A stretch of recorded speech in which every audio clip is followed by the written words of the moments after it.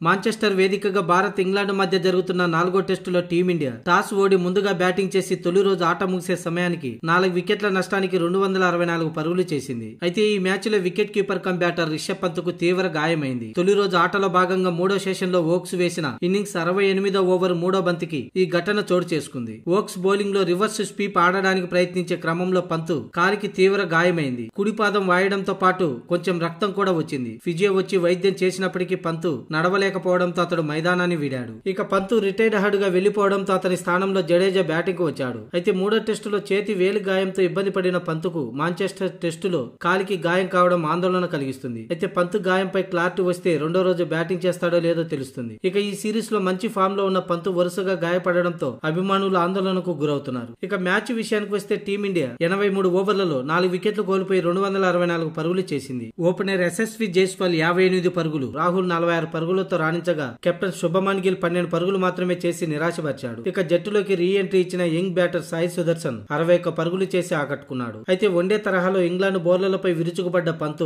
37 పరుగుల వద్ద గాయపడ్డాడు. గాయం తీవ్రత ఎక్కువగా ఉండడంతో నొప్పితో అల్లాడిపోతూ మైదానాన్ని వీడాడు. ప్రస్తుతం క్రీజ్ లో జడేజా 19 పరుగులు, శార్దుల్ ఠాగూర్ 19 పరుగులతో ఉన్నారు. ఇంగ్లాండ్ బౌలర్లలో బెన్ స్టోక్స్ కు 2 వికెట్లు దక్కించుకోగా క్రిస్ వోక్స్, లియామ్ డౌసన్ కు చెరో 1 వికెట్ దక్కింది. మొత్తంగా రెండో రోజు 2 సెషన్ల పాటు టీమిండియా బ్యాటింగ్ కొనసాగిస్తే తొలి ఇన్నింగ్స్ లో టీమిండియా పటిష్ట స్థితిలో నిలిచే అవకాశం ఉంది. అయితే రెండో రోజు వర్షం పడే అవకాశం కూడా ఉన్నట్లు వాతావరణ నివేదికలో పేర్కొంది.